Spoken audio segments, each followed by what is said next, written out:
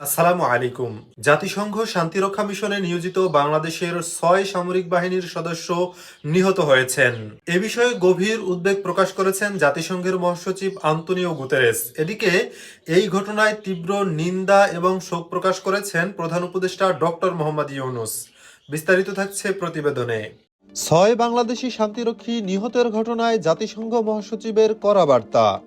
সুদানের আবেইতে জাতিসংঘ মিশনের ঘাঁটিতে সন্ত্রাসীদের অতর্কিত ড্রোন হামলায় বাংলাদেশ সেনাবাহিনীর ৬ শান্তিরক্ষী নিহতের ঘটনাকে ভয়াবহ আখ্যা দিয়ে তীব্র নিন্দা জানিয়েছেন জাতিসংঘের মহাসচিব আন্তোনিও গুতেরেস।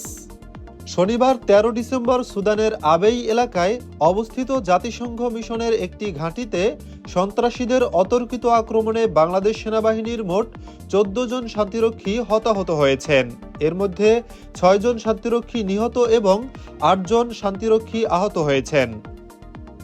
শান্তিরক্ষীদের উপর হামলার ঘটনায় নিন্দা জানিয়ে এক বিবৃতিতে গুতেরেস বলেন, সুদানের কাদুগলিতে জাতিসংঘ শান্তিরক্ষী বাহিনীর লজিস্টিক ঘাঁটিকে লক্ষ্য করে চালানো এই ভয়াবহ ড্রোন হামলার আমি তীব্র নিন্দা জানাচ্ছি।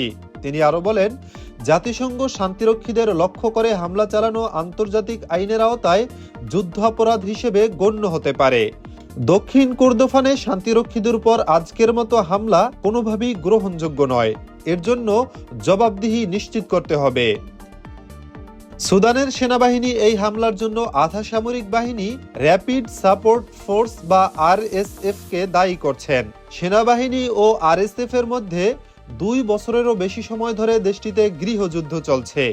হামলার বিষয়ে আরএসএফ এর পক্ষ থেকে তাৎক্ষণিকভাবে কোনো মন্তব্য পাওয়া যায়নি। সুদানের সেনাবাহিনী এক বিবৃতিতে বলেছে, এই হামলায় বিদ্রোহী মিলিশিয়া এবং তাদের পৃষ্ঠপোষকদের ধ্বংসাত্মক মনোভাব স্পষ্টভাবে তুলে ধরে। সোশ্যাল মিডিয়ায় একটি ভিডিও পোস্ট করেছে সুদানের সেনাবাহিনী। সেখানে জাতিসংঘের স্থাপনাটিতে ঘন কালো ধোঁয়ার কুণ্ডলী উঠতে দেখা যায়। সুদানের আবেইতে জাতিসংঘ মিশনের ঘাঁটিতে সন্ত্রাসীদের অতর্কিত ড্রোন হামলায় বাংলাদেশ সেনাবাহিনীর ৬ শান্তিরক্ষী নিহতের ঘটনায় গভীর শোক ও উদ্বেগ প্রকাশ করেছেন প্রধান উপদেষ্টা প্রফেসর মোহাম্মদ ইউনূস।